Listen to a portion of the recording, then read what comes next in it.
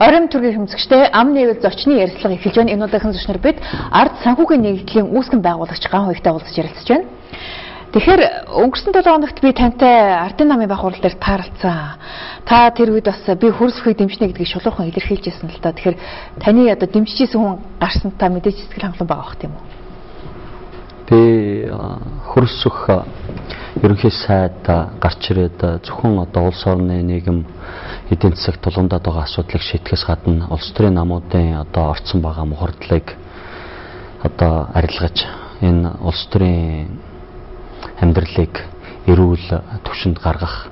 За тэгээд улс орны өмнө тулгамдаад байгаа олон асуудлууд одоо үндсэн хуулийн олон жил одоо дүнссэн өөрчлөлтүүдээс ахуулаад хөдөлгөж чадахгүй байгаа том төслүүдийг хөдөлгөх чадaltaй манлайлагч өдөрдөгч гэж харж дэмжсэн. Тэгээд манай баг хурлын нийт гишүүдийн дийлэх олох нь мөн одоо дэмжиж 63% тийм.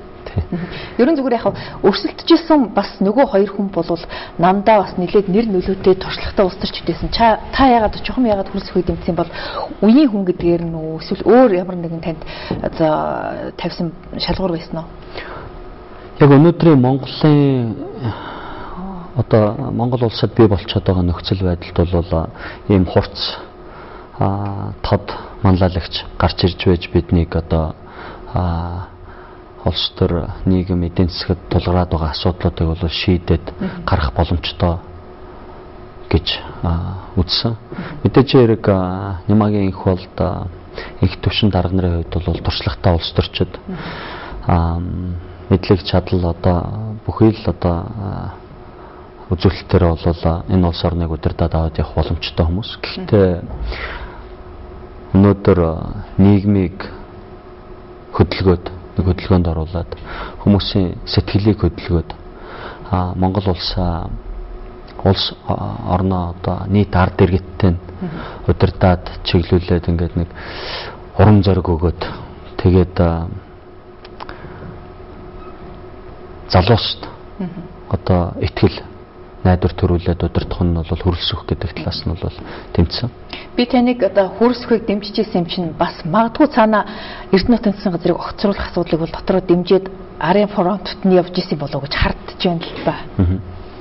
Гэхдээ Эрдэнэ нут ерөнхий сайдын засгийн газар анх мэрэгжлийн гих тодтолтой засгийн газрыг байгуулна гэд Монгол Ардын нам сонгуульд бол оролцсон. Тэгээд би 7 сарын 16-нд бүх өдөр тутмын томоохон сонингуудаар уриалга гаргасан нам нийгмээ шинчилье гэдэг уриалгыг гаргасан. Тэр нь бол одоо сонгуул болоод наадам дуусаад хүмүүс ажилдаа орсон эхний өдөр. Манай намын хувьд бол нэг зүйлийг гишүүд дээр дооргүй хүлээн зөвшөөрч байгаа. 16 оны сонгуулийг бид мундаг сайндаа ялаагүй. Ардчилсан нам 2012-оос 16 онд дэндүү муу энэ улс орныг удирдсан учраас ард иргэд бидэнд саналаа өгч ардын нам 65 судалтай болсон. Мөрийн хөтөлбөрт ард түмэнд сонгуулиар орохдоо амласан амлалт нь бол мэрэгжлийн гэдэг тодтолтоогоор засгийн газраа байгуулна гэдэг юм амлалт байсан. Хүн болгонд дор бүрнөө өөрөөр ойлгосон байж магадгүй.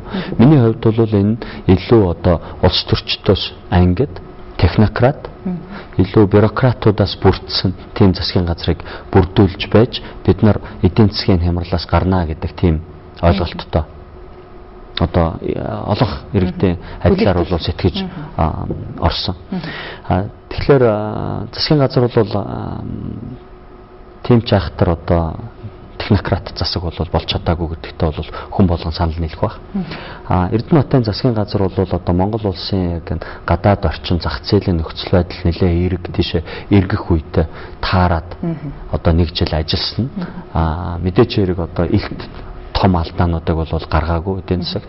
Хамгийн том ололт нь бол олон улсын валютын сангийн одоо өргөтгсөн тэр санхүүжилтийн хөтөлбөрт хамрагдсан явдал байна. Нөгөөдгөр бол тэр олон концессиудын асуудал байгаа. Концессид өөрөө манай засгийн газарт орсон байгаа сайд нар шууд холбогдоод нэр холбогдоод тэгээд тайлбарлахдаа улсын төсвөөс ганц ч төгрөг гарахгүй бид нар энэ имиж чинь бүтээн байгуулалтыг чинь хийж байгаа юм шиг гэдэг юм нүглээ нөгөө гурлаар нүглээнүүдийг гурлаар хуурна гэдэг шиг юм яриад суух нь бол өөрөө туйлын хариуцлагагүй зүйл. Бас ардчилсан намын одоо засгийн газрын үеэс уламжилж ирсэн 5 концепт байсан гэж тайлбарлаад байгаа.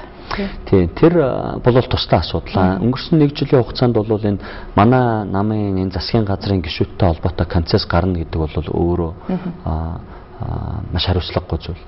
Өөрөө сонирхлын маш том зөрчилдөөнийг авчирч байна. Концепт гэдэг чинь бол өнөөдөр би засгийн газраас баталгаа аваад очиж тэр төрийн банкнаас байна уу хөгжлийн банкнаас мөнгө зээлээд зам юм уу одоо барилга байгууламж барьчихад эргээд дараа жилийн төсөв тэрний дараагийн жилийн төсвөөс мөнгө авчихна гэдэг л тийм л зүйл байгаа шүү дээ. Тэгэхээр энэ дээр бол нөгөө хувийн хөвшилд тэгш өрсөлдөх боломжийг ард иргэдтэй олгох тэр зарчим алдагдаад сонирхлын зөрчил бол харагдаж байгаа. Нөгөө талаасаа бол өмнөх тэр концепттэй холбоотой төсвийн одоо бондтой холбоотой, түүний зарцуулалттай холбоотой, хөгжлийн банкнаас гарсан байгаа санхүүжилттэй холбоотой Монгол банкны одоо үн тогтворжуулах төслийн одоо зөрчлүүд дээр дүгнэлт хийж хариуцлага тооцсон явдал ганц ч гараагүй.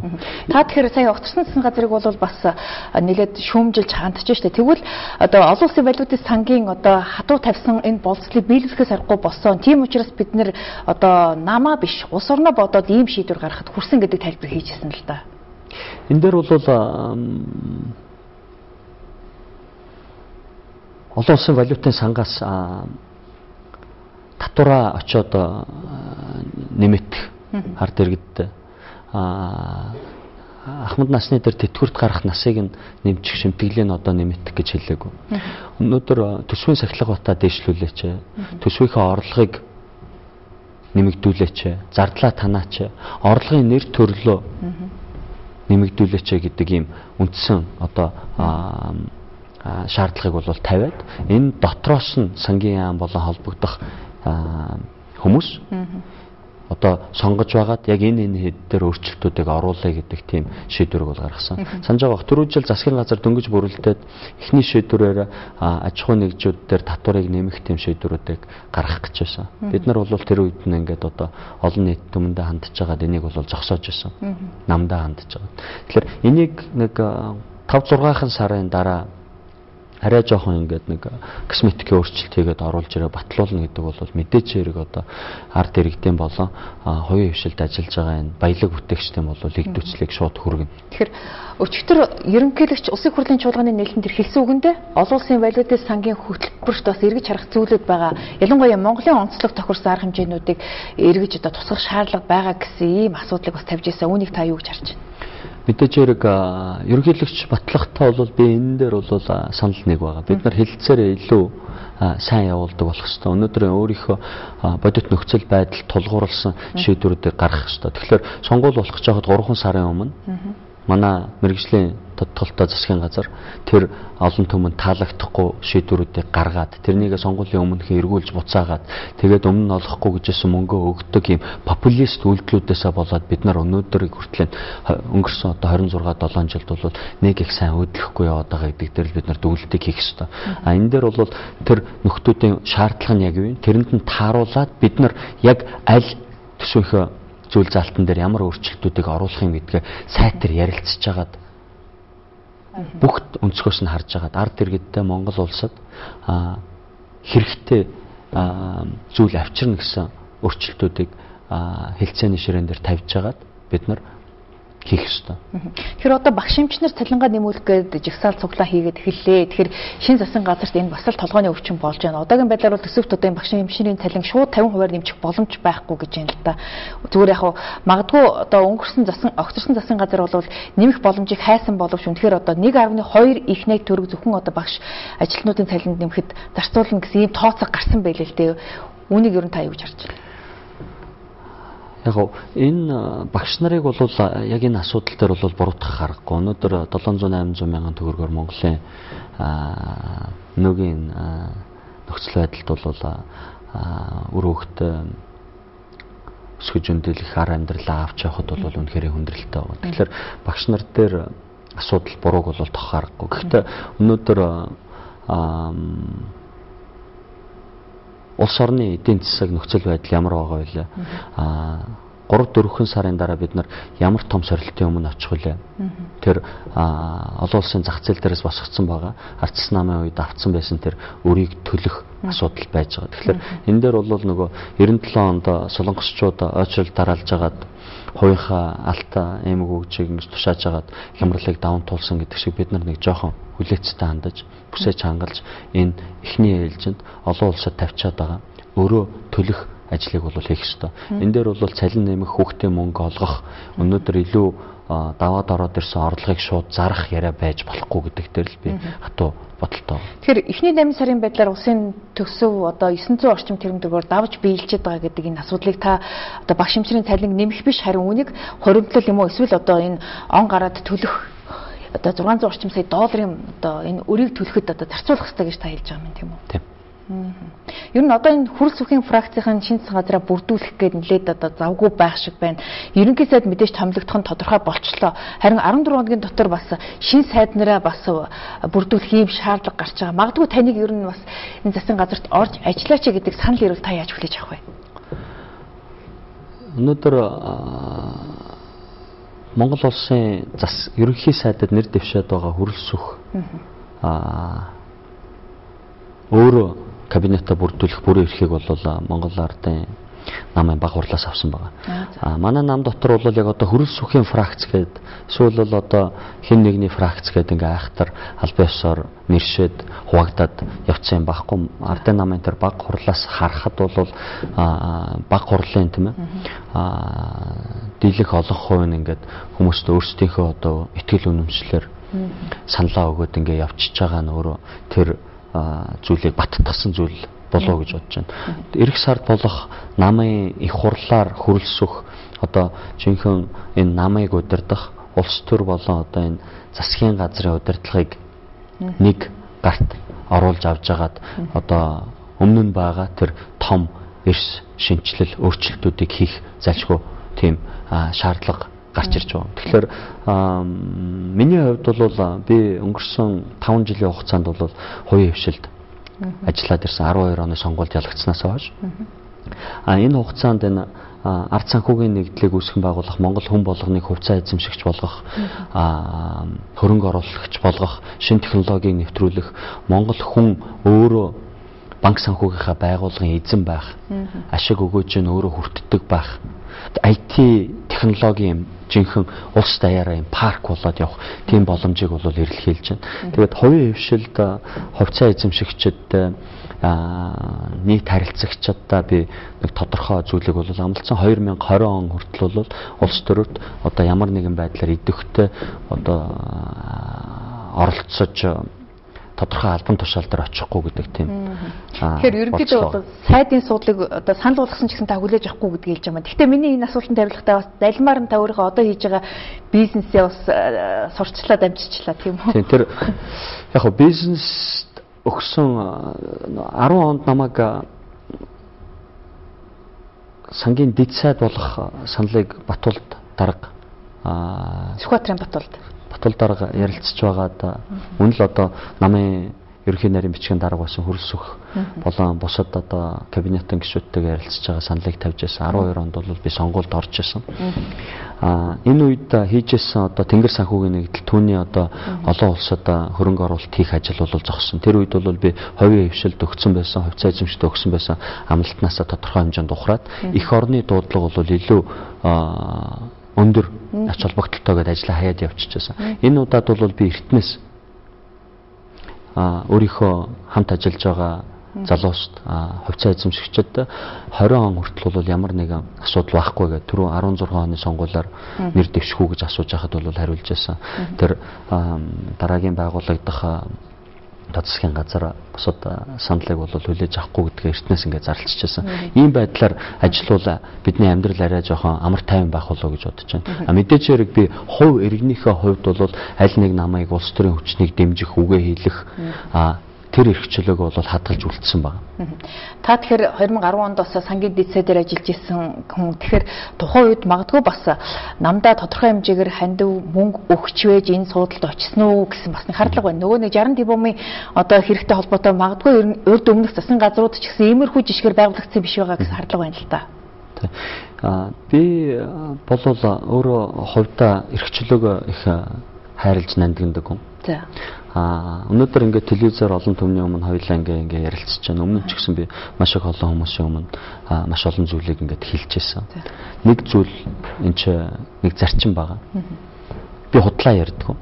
Тэгээд хэрвээ худлаа ярил намайг барихад амархан одоо Facebook дээр нэвтрүүлгийг үзэж хагаад чи надаа тэр тухайн үед яриадсэн нэг мөнгийг төлөөд би Батуул даргад юм уу намдаа ханд өргөж жагаад ингээд сангийн дэд сайд болоо явчихсан бол тэр хүн одоо зоригтойгоор авилгалтаа тэмцэх газар намайг өгөөд тэрнийг одоо батлаад хариуцлага намайг татаж болно. Ёс зүйн хариуцлага татаж болно. Тэгэхээр тийм бол боломж байхгүй байлгахын төлөө би амьдарч ирсэн.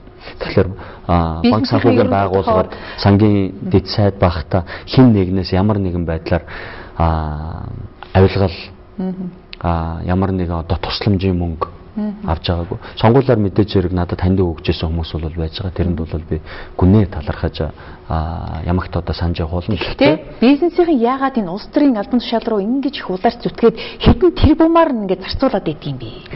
Одоо сая хоёулаа концессийн асуудал гэж ярьлаа шүү дээ. Эрх мэдэлтээр очичоод өөрийнхөө эргэн тойрны ойр дотны хүмүүст тендер болон одоо бусад ийм төсвийн эрх мэдлээ далимдуулж өгдөг гэдэг яриа байдаг. Би өөрөө нөгөө тэрнийг хараагүй бараагүй болохоор мэдэхгүй байна л да. Та тийм шудраг хүн гэж юу? Би одоо сангийн дэд сайдаар ажиллаж байхдаа магадгүй боломжийн одоо тендерийг найз нөхөд ах トゥ хамаатан садандаа бас нэг тал засаад ингээд гар хэсэг зураад давуу эрх өгсөн байх магадaltaй гэж бас хардаж байна л да.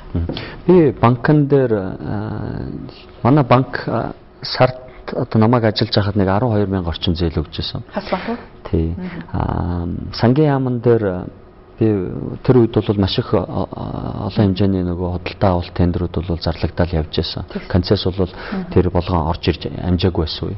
Энэ дээр одоо мөн л одоо ямар нэгэн байдлаар би хин нэгэн давуу талыг бий болгоод шудраг бусаар одоо өрсөлдөжсэн иргэдийг одоо ялгуурлаад өөрийнхөө найз нөхдөд одоо тендер аваад өгсөн байдаг бол энийг одоо гомдол гаргаж шууд шалгуулах боломжтой. Миний Facebook дээр шууд биччих боломжтой. Зүгээр яхаа холбогдох байгууллагад нь өгчих боломжтой. Зүгээр хас банкнд та бас хамааралтай байсан энэ банкыг бас үүсгэн байгуулагчтай нэг. Тэгэхээр магадгүй сангийн дэд-сайдын албан тушаалыг ашиглаад одоо тухайн үед ч бас нийгмийн даатгалын сангийн мөнгөний хөрөнгийг арилжааны 4-5 банкнд одоо байршуулах ийм бас асуудал яригдчихсэн шүү дээ. Тэгэхээр бас та мэдээж хас банкнд арай давуу тал олгоод энэ нийгмийн даатгалын олон 100 сая төгрөгийг бас одоо байршуулчих боломж танд гарсан да.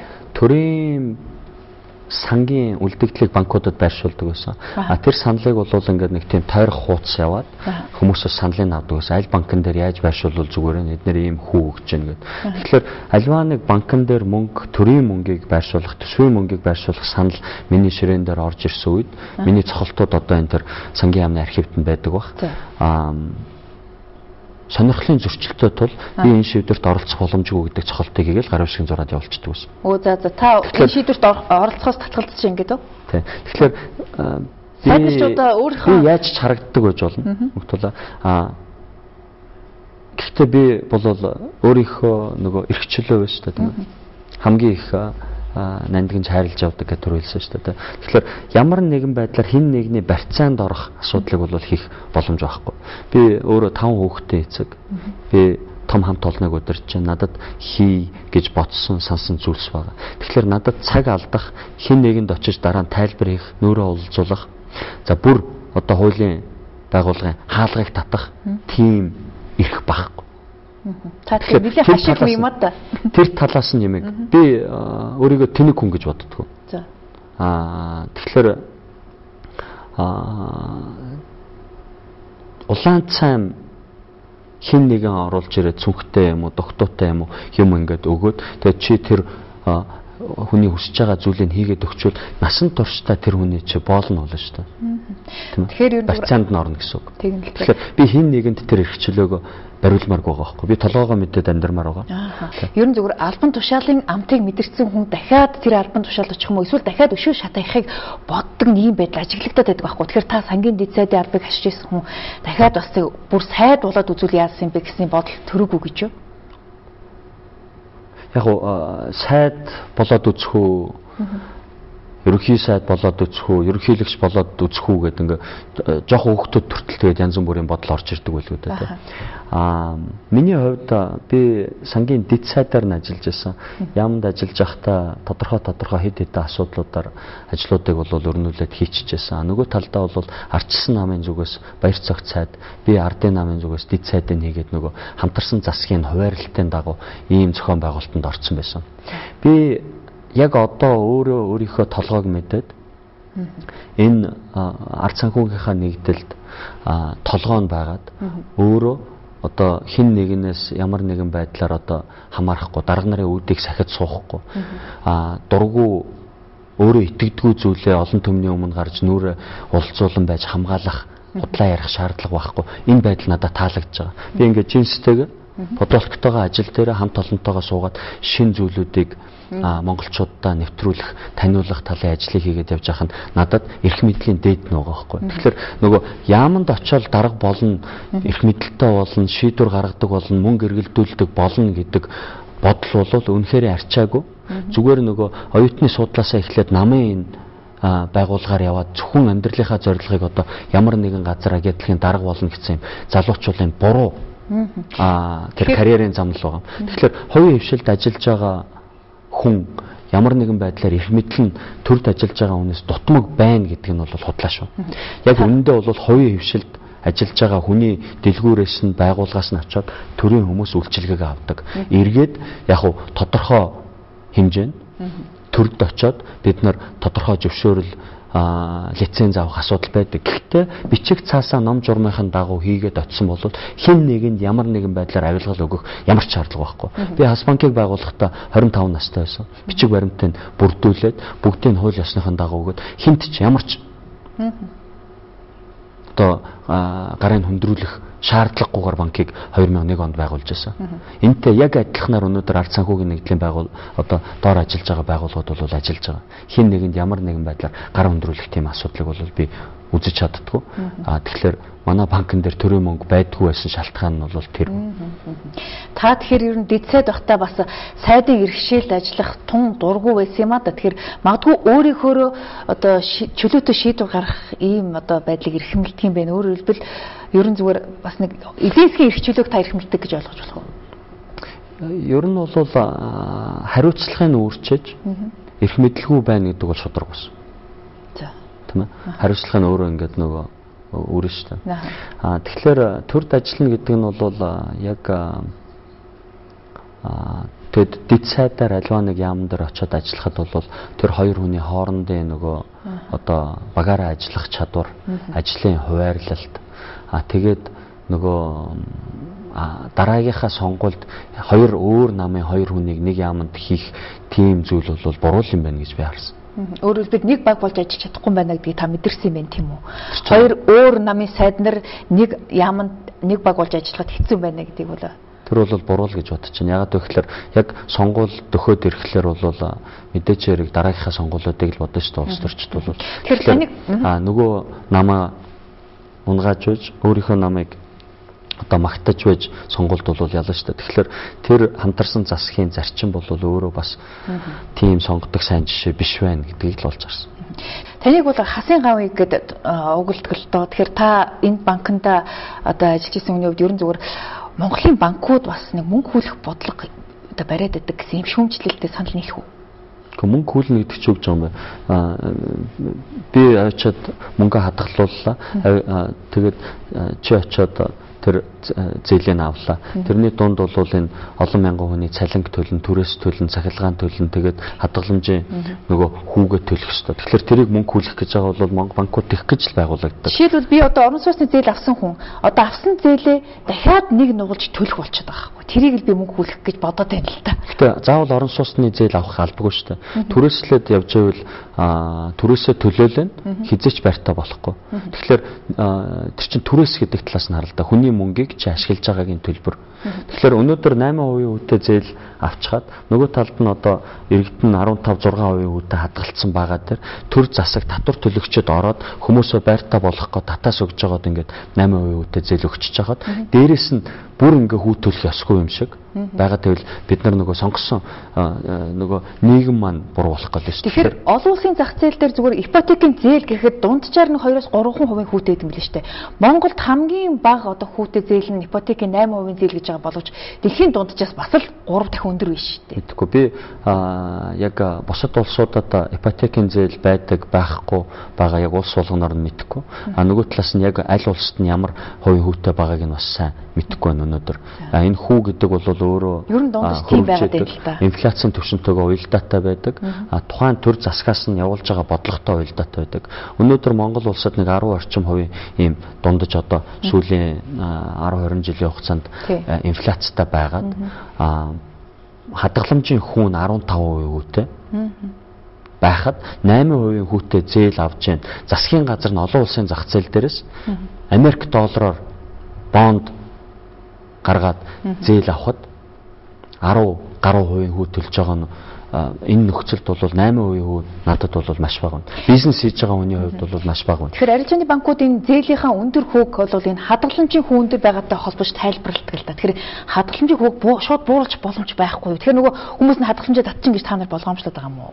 Банкуд энэ дээр бол төв банкныхаа бодлогыг өнөөдөр Монгол банкны бодлогын хүн 12% байгаа. Энээсээ доогуур байдаг тийм ипотекийн хүүтэй улс айгүй цөөхөн байдаг бах тэр нь Монгол.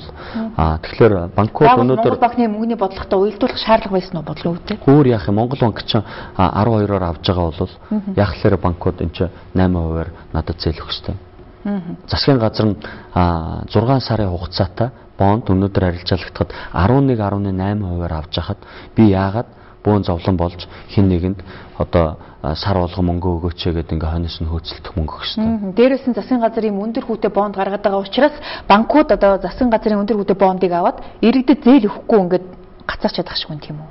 Засгийн газрын иргэдэд зээл өгөхгүй бизнесүүд зээл өгөхгүй. Тэгэхээр энэ засгийн газар маань өөрөө энэ сангийн бодлого удирдлага маань бол бас тийм ч сайн явж ирээгүй сүүлийн 5 жил. Нэг дэд сайд байх үед юу хэдэн төгрөгийн цалин авдаг байлаа? 700 мянга байсан. 700 мянга. Тэгээд та одоо энэ Хас банк гэдэг энэ том одоо бизнесийн одоо группыг хариуцж исэн хүн яагаад ийм бага одоо цалинтай албанд шалруу явцсан юм бэ гэж байсан гайхаад байна л та.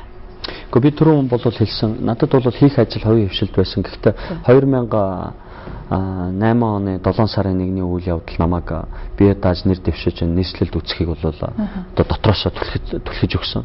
Миний иргэний тийм нэг одоо шийдвэр байсан. 9 онд би бие даагаад нэр дэвшсэн. Худлаа 8 онд. 9 онд бол би ардын намд хэлсээд тэгээд Батул сайд, ерөнхий сайд болоод намайг одоо зөвлөхөөр авч ажиллуулж агаад 10 онд сангийн дэд сайдаар ажил, 12 оны сонгуульд одоо намаа төлөөлөд оролцох тийм ойлголт бол байсан. Тэгээд би гинтийн шийдвэрийг гаргасан. Батул сайд бол надад энэ саналыг тавьж байсан гэж би түрүү хэлсэн. Тэгээд энэ миний хувьд амаргүй байсан. Салбарт авчижсэн цалин миний хувьд бол энэ амаргүй байсан. Бол өөр байсан бах та тий. Тий. Би жилдээ сардаа нэг 20 мянга орчим долларын цалинтай байсан. Хас банкны захирал байх Тий. тий. Тэгэхээр 700 мянган төгрөгийн цалин дээр буухад бол миний хувьд бол одоо асар их тийм хүн шийдвэр байсан гэж хэлж байгаа шүү дээ. Би тэрний төлөө бол маш олон жил ажиллаж байгаа дөнгөж ингээ хөрсөн байсан тийм гэр бүлийн эсэргүүцээгүй юу? Гэр бүлийнхэн бүгд эсэргүүцсэн, ээж маань эсэргүүцсэн, эхнэр маань эсэргүүцсэн. Тэгээ би тэднийхээ эсрэг бол явсан. Би өөрчлөлтийг хий, эх орны дуудлага гэдэг бол энэ ерөнхий сайдын одоо ирж засгийн газарт нь ажиллах урилгаас дээгүүр дуудлага гэж бол баахгүй гэдэг юм аргументыг өөртөө тухайн үед нь гаргаж ирсэн. Тэгээд гараад ирэнгүүт лифтэнд суугаад явчлаа ч гэдэг юм уу. Би өөрөө яг одоо өөртөө бүрийн ихтгэлтэй биш байгаа шүү дээ. Миний хувьд бол тэр нь туйлын зорилго биш байхгүй одоо. Засгийн газарт орчихлоор миний зорилго биелчлээ гэдэг тийм зорилгыг хүн болгон дэвшүүлж болохгүй шүү дээ. Одоо та Ас банкнд бол ямар нэгэн хувьцаа эзэмшихгүй болсон гэж би сонссон юм байна тийм үү? Яагаад ийм шийдвэр гаргав? 12 онд би сонгуульд ялагдаад ерөнхийдөө засгийн газар нуунаа сангийн дэд сайд байж байсан. Сангийн дэд сайдч биш хинч биш болоод ирэхлээр нөгөө миний үлдээсэн хүмүүс маань бас жоохон айдас үүс давтдаг бах нөгөө эргэж ирээд одоо нөгөө үүсгэн байгуулагч нь буцаад одоо ажлын булаагаад авчна гэдэг тийм айцтал авсан баг гэж бодож байна. Тэгээд ер нь бол би нөгөө олон улсад энэ банкыг монголчууд гарч ажиллах хэвээр. Энэ дотроо ингээл ухамтаад нөгөө мөнгө хүлэгчээрээ дуудуулаад ингээ байж ах хэвээр биш. Олон улсын төвшөнд монголчууд гарч өрсөлдөх тийм бүрэн боломж байна гэж итгэж ажиллаж ирсэн 7 оноос. Тэгээд бид нар Кыргызстан төрөнг оруулалт хийсэн, Хятад төрөнг оруулалт хийсэн санхүүгийн салбарт тийм байсан. Тэр бодлогоо үргэлжлүүлэх ёстой гэдэг л үзэл бодолтой байсан.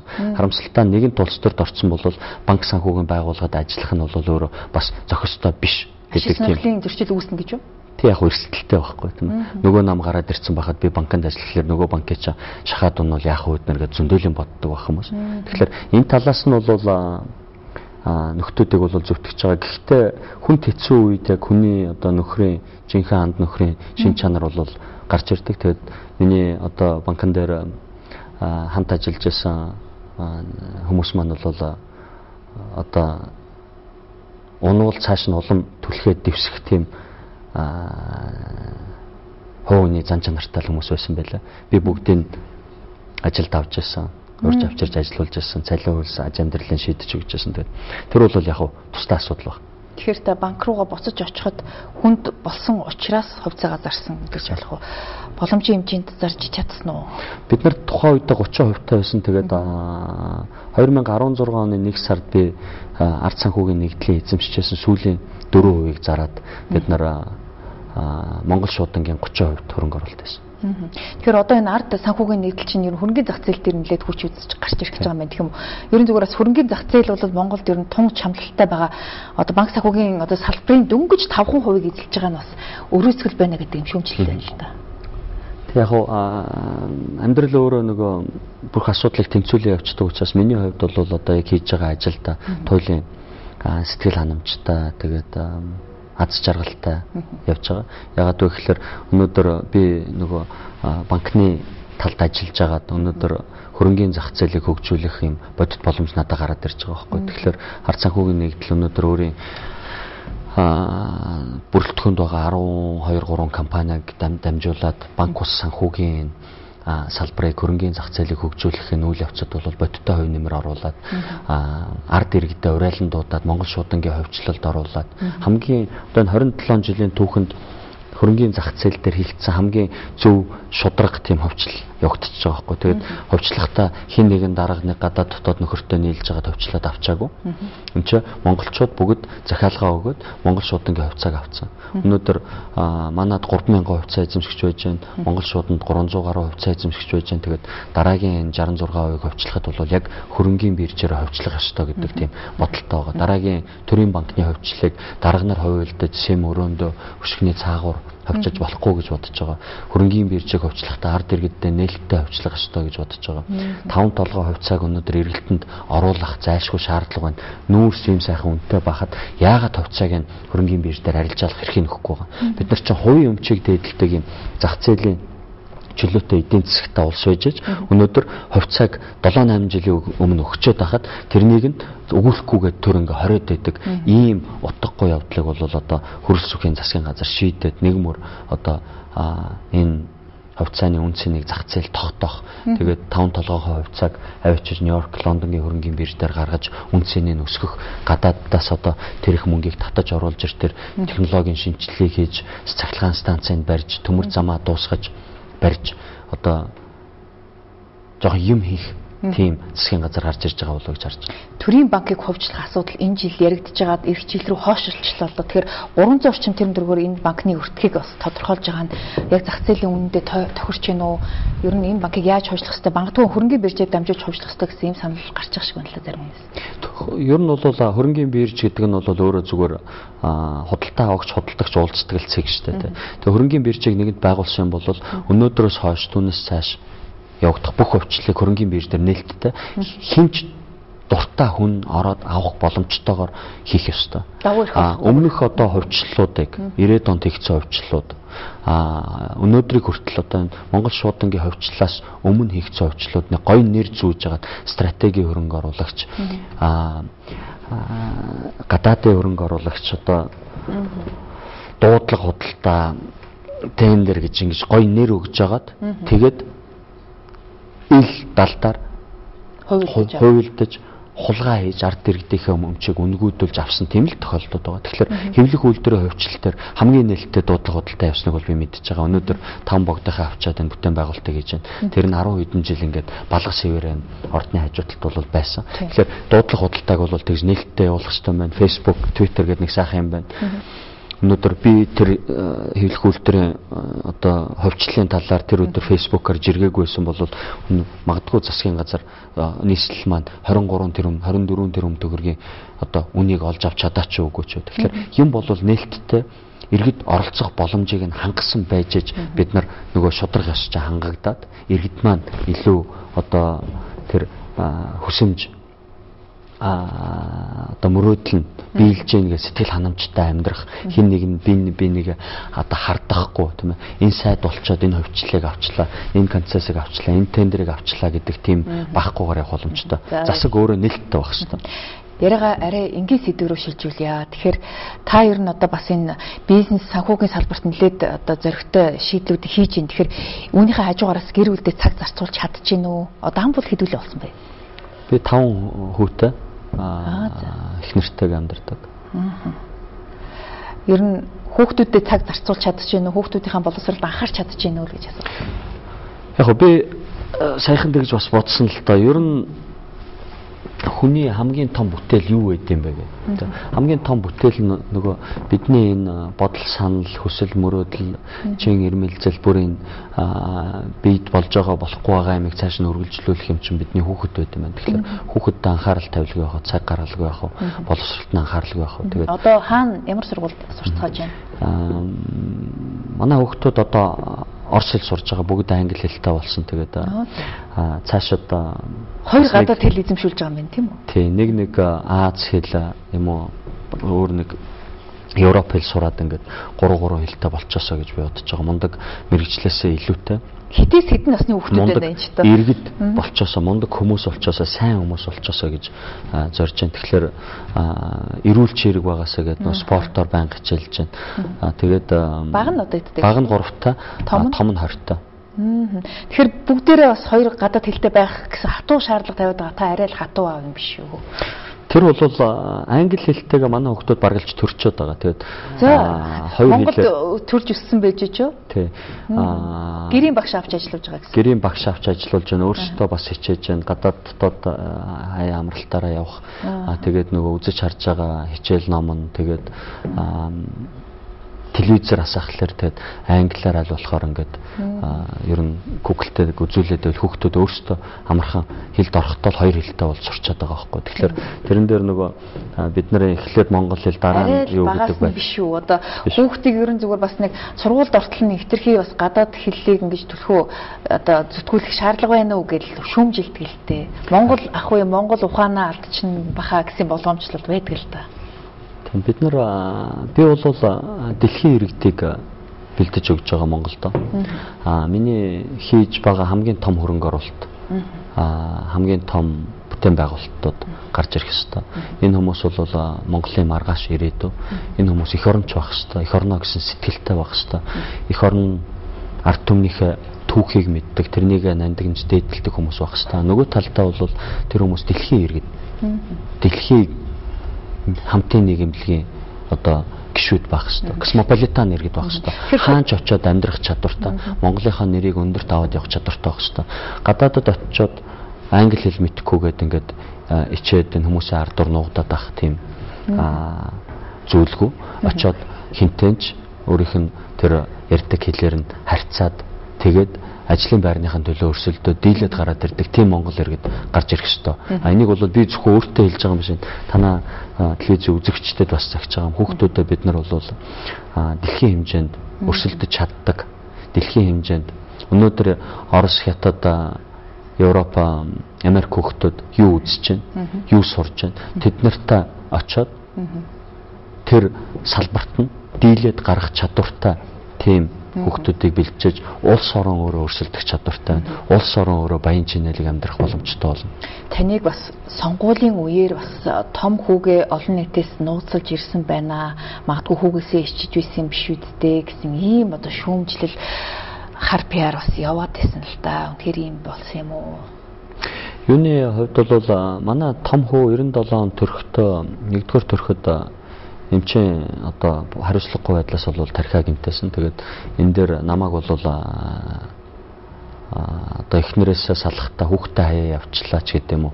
Ийм байдлаар сонгуулийн үеэр бол тайлбар гаргаж харлуулахыг л оролдож байсан. Тэгээд энэ дээр нуусан зүйл ердөөсөө ганц ч байхгүй. Тэрийг хүмүүс мэдтгэлээсэн хамгийн гол нь яг сонгуулийн үеэр мөнгө төлж байгаад хэвлэл мэдээллийн хэрэгслэр энийг ингэж дэвэргэж муу хүн болж харлуулах тийм орлого хийсэн дээр бол би зохих хариултуудаа нь бол өгөөл явсан.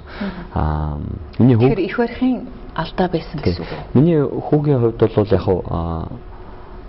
хин нэгний тийм золиос болох, дахиад золиос болох шаардлагагүй хангалттай хэмжээний өөрөө нөгөө ялаа аваад явж байгаа хүүхэд. Тэгэхээр энэ миний улс төрийн амбицийг дарахын тулд миний хүүг, миний хувийн амьдралыг ашиглах гэсэн орлогыг бол би яг газар дээр нь тас цохол явах хэрэгтэй гэж үзсэн. Тэгээд тэр талаар бол хүмүүс бол тодорхой хэмжээний ойлголттой болсон баг. Гэтэ тэрийг хайчлаа гэдэл уучлахгүйгээд ингээд салцдаг. Нөгөө талдаа бол ингээд нэг аар саархан ялахгүй юмнуудаар ингээд нөгөө муулах тэр сонгуулийн хар пиарын ажил бол сая ерөнхийлөгчийн сонгуулиар бол дээдсэгтэй хүрлээ шүү дээ. Энийг бол бид нар зайлшгүй шийдэж зогсоож өөрсдийнхөө үр хөвгтөл ийм балиар халтар балхаатай нийгмийг үлдээж болохгүй. Та хүүхдүүдийнхээ боловсролд анхаардаг гэж байна. Магадгүй одоо мэрэгжил эзэмшигт нь бас өөрийнхөө бас одоо хүслээр ийм мэрэгжилтэй бол гэсэн ийм одоо тулгалт өгөх юм биш үү? Үгүй. Яг би сургуульд байж байгаа хэдтэй бол одоо энд сурыг тэнд сурыг гэдэг ингээд дүн яаж гэн одоо ямар хэл сурах уу гэдэг ингээд жоохон өмнөөс нь шийдвэр гаргаа авчиж байгаа. Гэхдээ миний аав ээж надад ямар сонголт боломжуудыг өгч байсан. Сурах уу сурахгүй юу? Шууд сургуулаа 10 жилээ төгсөөд ажил хийх үү? Дараа нь сурыг ихлээр за чи тэгвэл аль сургууль сурах уу гэдэг ингээд тийм сонголтуудыг өгч байсантай адилхан ингээд харьцаж хандах боломжийг өгөх ёстой байна да гэж би бол бодож байгаа. Та 10 жилээ төгсөөд тэгээд шууд ажилд орсон гэсэн үг үү? Их сургуульд орох боломж байсан биз дээ, тий?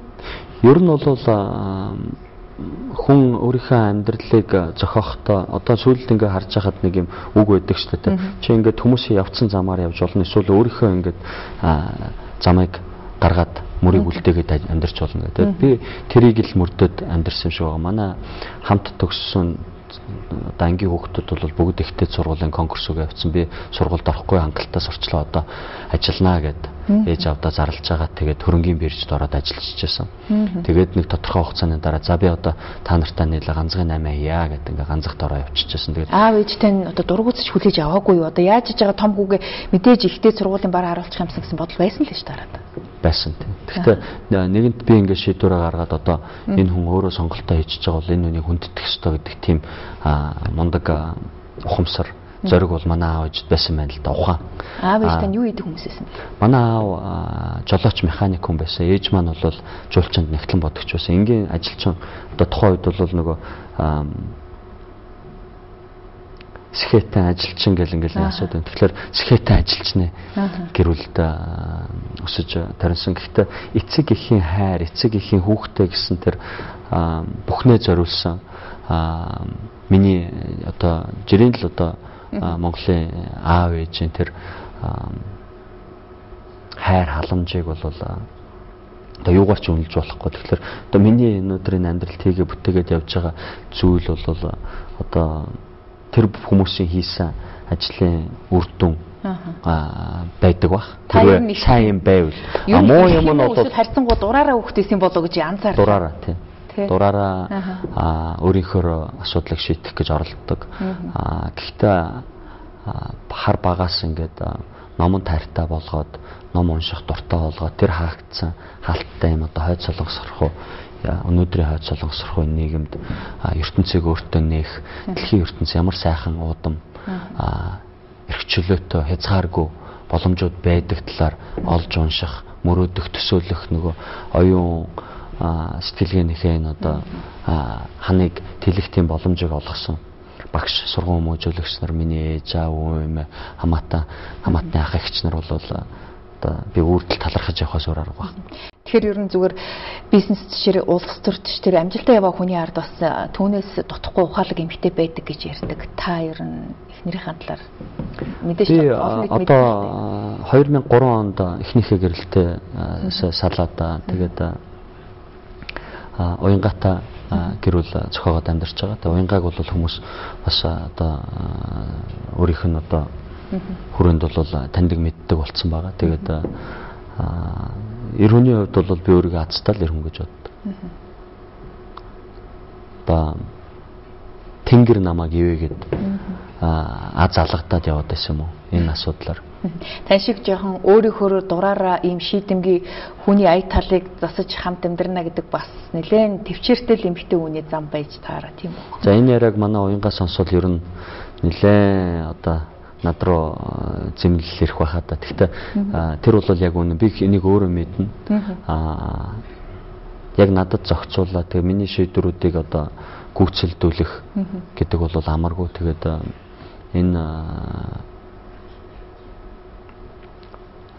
Монгол эмэгтэй тийм уужуу тайван жинхэнэ одоо хатан зориг ухаан гаргасан тийм эмэгтэй надад заягдсан. Та ер нь эхнэртэй ер нь одоо хизээ одоо ер нь эхнэрээ хамгийн их баярлуулсан бэ ер нь. Ер нь бол үргэлж баярлуулахыг хичээдэг. Гэхдээ нөгөө талдаа би хэтэрхий их ингээд нөгөө бас их цантаач гэх юм уу те. Очоод ингээд нөгөө байнга бурууга хүлээгээд уучлахуугаад ингээд сүгдөөд байдг учраас бол нөгөө дотроо ботсон ч гэсэн за энэ дээр булт хийчдэг байжтэй гэж бодсон ч гэсэн тэгээ өнгөрөөчлөөр гомдох нь бас илүү байдаг болов. Баярлуулахыг бол хичээдэг. Хагартал нь одоо нэг сайхан баярлуулах юмсан гэж бол бодож явдаг. Тэгээд мэдээж яриг одоо алхан тутамдаа өдөр тутамдаа баярлуулаад л амьдрахыг хичээнэ. Мэдээж яриг бүтэхгүй болохгүй байна. Ер нь эмэгтэй хүнийг бас ая талыг засна гэдэг бас тань шиг ааштай хүнд бол хэцүү юу? Тийм хэцүү. Нөгөө гэртээ очоод нөгөө даргын зангаагаа тайлаад ингээд эргээд одоо юу гэдэг дуулууртаа тийм жоох хөвгд болоод ингээд боссуу гэдэг ингээд команд гүйцэтгээд ингээд явна гэдэг бол тэр нөгөө унтраалга шүү дээ. Тэрийгэл хүн нас явах тусам улам мэдрэмжгүй болоод байт юм болов. Очоод ажил дээр тушаал гар үсэг зураад хүмүүсийг ингэдэг гэдэг шиг очоод гэртээ тэх гэдэг үйл ажил бүтэхгүй л дээ. Тэг л ах л та. Ер нь зүгээр танд бас нэг бусдын мэдхгүй нуугдмал авьяас байдгүй чөлөө цагаа ер нь та яаж өнгөрөх төртэй? Бусдын мэдхгүй гэж юм бол баг байхгүй хаа. Ягаад гэвэл би өөрөө их нийтч нийгмийн тийм нээлттэй хүн болцсон. Энэ сошиал медиа бол тэрэн дээр асар их түлхэж өгсөн. Тэгээд миний хаана юу хийж явж гин хинтээ яаж уулзж гин гэдэг асуудлаар бол монголчууд заримдаа надаас ч илүү ойлголттой болсон байдаг. Одоо намайг дагдаг хүмүүс нь шүү. 140 мянган Facebook, 160-70 мянган нөө Twitter дээр дагж байгаа хүмүүс. Ихэнх нь монголчууд уу. Тэгэхээр ер нь бас чөлөө цагаараа та яг юу хийх дуртай вэ? Би хоббигоо ингээд нэг хэд хэдэн жил болоод солидог. Тэгээд одоо бол сүүлийн хэдэн жил цанаар гулгалаа, мотоцикл унлаа. Тэрний өмнө гольф тоглодог байсан, тэрний өмнө хөлбөмбөг тоглодог байсан, тэрний өмнө сакс тоглодог байсан, тэрний өмнө карате хийдэг байсан. Ном их уншдаг. Тэгээд хаяа амждаггүй. Их аялдаг ажлын шаардлагаар. Тэгэхээр бас хүүхдүүдэд ч гэсэн бас спортод дуртай болоход анхаардаг юм байна тийм үү? Манай хүүхдүүд бол ер нь хилд орохоос өмнө дугуй унаас урчдаг 2 дугуйт. За. 3 наснасаа усан цэлээс урчдаг. Миний хамгийн бага хүү бол түрүү жил 2 настайдаа цанаар хулгаас урсан. Өө за. Тэгээд мотоциклыг нэг 4 наснасаа бүгд унд сурсан. Тийм үү. Тэгээд хүүхдийн мотоцикл гэж байдаг бахна. Тийм. Хүүхдийн мотоцикл ба. Тэгээд энэ би өөрөө бага байхдаа боддог байсан, мөрөөддөг байсан зүйлүүдийг миний хүүхдүүд ч гэсэн бас мөрөөддөг болоо гэж бодоод ингээд тулгаад байдаг нь бас буруу гэж магадгүй юм байна. Яг тэгэхээр зарим нэг дургу байдаг. Явах уу, голох уу, унах уу, усанд орох уу гэх. Тэгэхээр хүүхдийг өөрийнх нь тийм бас зөнгөөр нь сонголтыг хийгээд тэрнийхээ хариуцлагыг өөрөө үүрдэг тийм чадвартай болгосон манай аав ээж надаас ялгаатай илүү ухаалаг тэр зан чанар надад дутагдаад ах шүү. Ер нь зүгээр аав ээж хүн бол дээрэс нь мөрөөдөлтөй тийм тэмүүлэлтэй байх хэрэгтэй юм байна. Тэгэхээр хүссэн юм болгоны нь бол мэдээж хэрэг шууд ингээд авч өгөөд байвал нөгөө хүүхдийн тэр нэг мөрөөдөх тэр нэг хүсэл нь ингээд унтардаг байж магадгүй зүйл харагддаг. Тэгэхээр хит эргэлцсэн байна гэдэг ингээд яриад байдаг. Тэгэхээр тийм байдлаас бол аль болох зайлсхийх хэрэгтэй. Өөрөөр хэлбэл хүүхдүүдтэй мөнгөний үн цэнийг мэдрүүлэхийг та хичээдэг юм байна да. Мөрөөдөлтэй байх, тэмүүлэлтэй байх, зоригтой байх. Тэрийг яаж төлөвшүүлэх үү, яаж суулгах уу гэдэг бол тусдаа арга техник байт юм байна.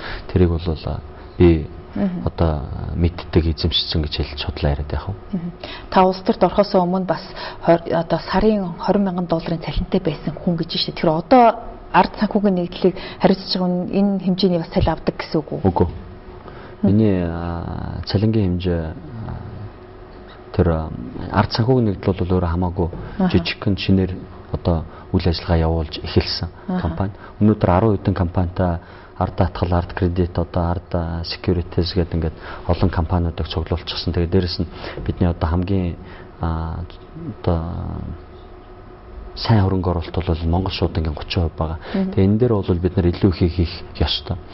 Тэрийг хийтэл бол бас хит нөгөө одоо туйлаад байгаа юм ердөөсөө баахгүй. Та тэгэхээр одоо банкны салбараас хөрөнгөний зах зээл рүү шилжсэн хүн тийм үү? Тэгэхээр зүгээр хөрөнгөний зах зээл дээр дутагдaltaй байгаа тэр хэрэгцээ үйлчлэгийг одоо Монгол нэвтрүүлэх гэж оролдож байгаа юм байна гэж ойлгоо. Та түрүүн хэллээ шүү дээ. Банкны хадгаламжаас өөр хувилбарыг санал болгох гэдэг юм да.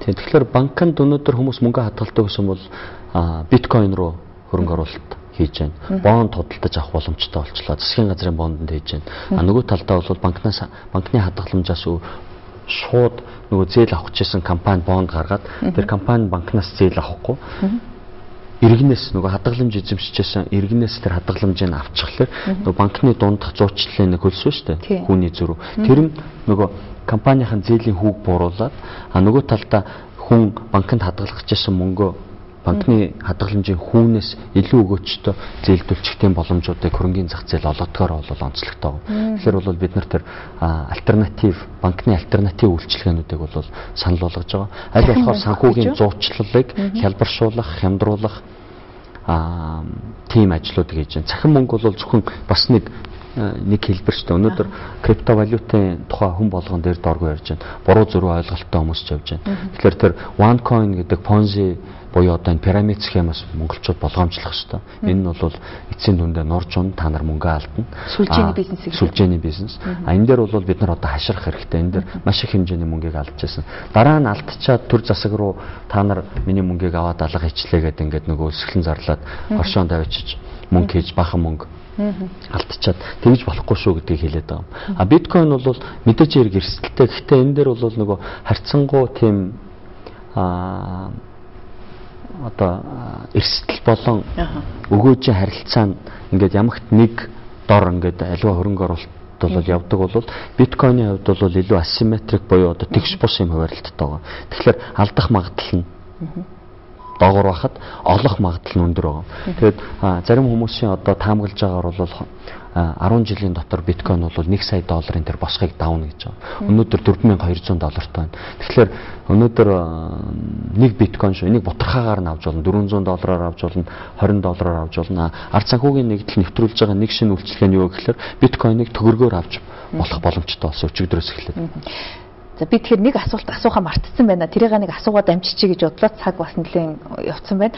Тэгэхээр таныг бас хэдэн жилийн өмнө одоо энэ талхны үнийг мэдэхгүй байна гэдэг асуудал бас шүүмжлэл дагуулсан. Түүнээс хойш та одоо талхны үнийг судалсан уу яасан гэд. Яг хуу гамбар гэдэг тийм чөлөөт цагийн хөгжөөнд нэвтрүүлгээр ороод бид нар баахан аль болохоор одоо хөгжилтөөр сонирхолтойгоор асуултуудыг бүтэн сайнны өдөр хар шил зүүчиж байгаад ингээд ярилцлага хийж байгаад манай одоо Сүхбаатар дүүрэгт надтай хөрсөлдөж исэн хүний одоо шадар туслах залуу нь хурж ирээд ингээд тэр нэвтрүүлгийг хийгээд намайг одоо сонгуульд унгаах зорилгоор тэр Японд хэрэгжилж исэн технологиг ашигласныг би мэдээгүй бүдрээд орчихсон.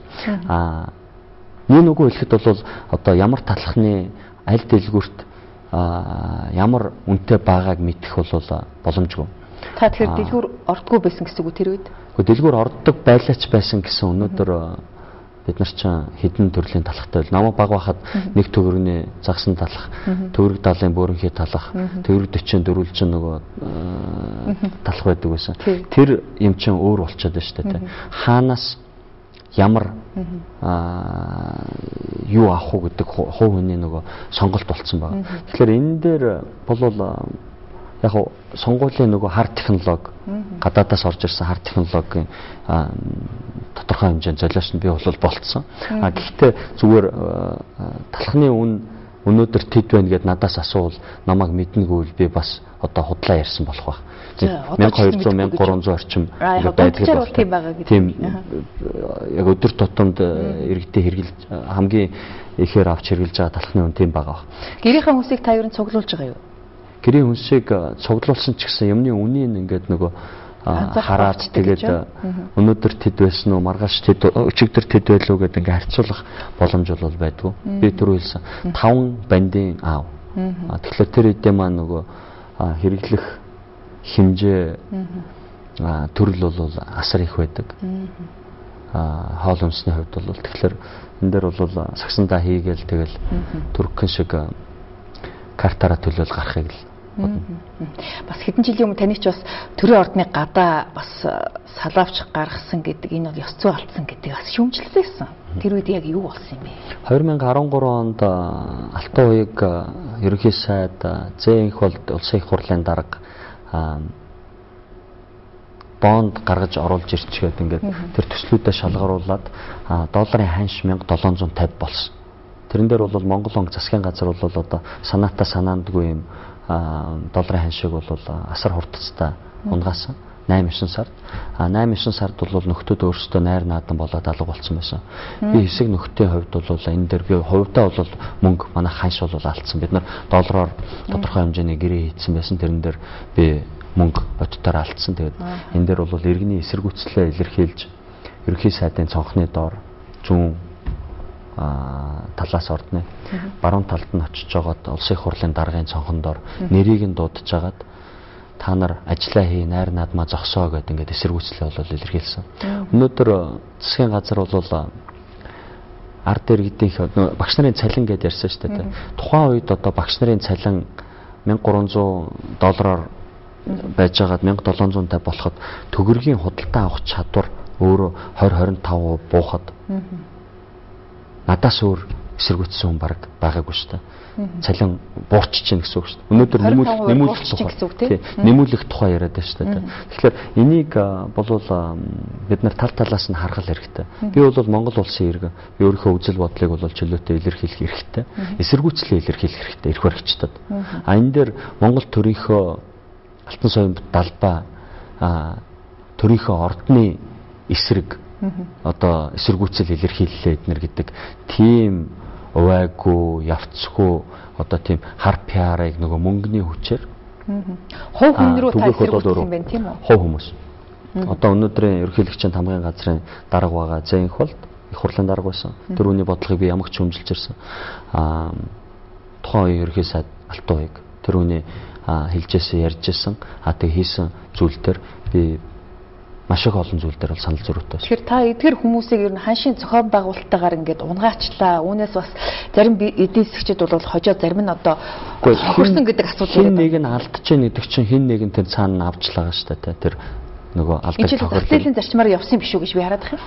Тэр үед тэрүүн 500-ийн бонд ороод ирсэн. Тэр бондуудыг шалгаруулж байсан. Бонд нь доллараар орж ирсэн байсан. Тэр бондны их усүрийг доллараар нь аваад цааш нь нөгөө төсөл шалгаруулад авсан байсан хүмүүс бол одоо долларын ханш өсгөлөөр бол төгрөгөн дээр илүү их ашиг, илүү их төгрөг олж авахлтын боломж гарч ирсэн шүү дээ. Энийг бол одоо тэнэг хүн ч гэсэн ойлгох байлгүй дээ. Тэгэхээр тэр тухайн үед доллар ихтэй байсан хүмүүс нь хэн байсан юм? Тэр үед хаанаас доллар орж ирсэн байсан юм? Хин тэр ашгийг хийв?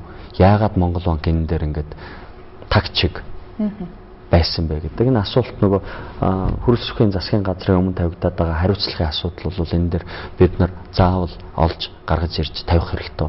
Ханшийн зөрүүдээс ашиг олдог тийм одоо зохион байгуулалттай бизнесээсэн гэж таглах гэдэг тийм үү. Тэгэхээр одоо бас энэ төгрөгийн ханш одоо долларын ханшийн энэ байдал ерөн зүгээр одоо үнэхээр зах зээлийн зарчмаараа байна уу эсвэл бас зохион хин нэгэн алдаж байгаа бол хин нэг нь олжлоо.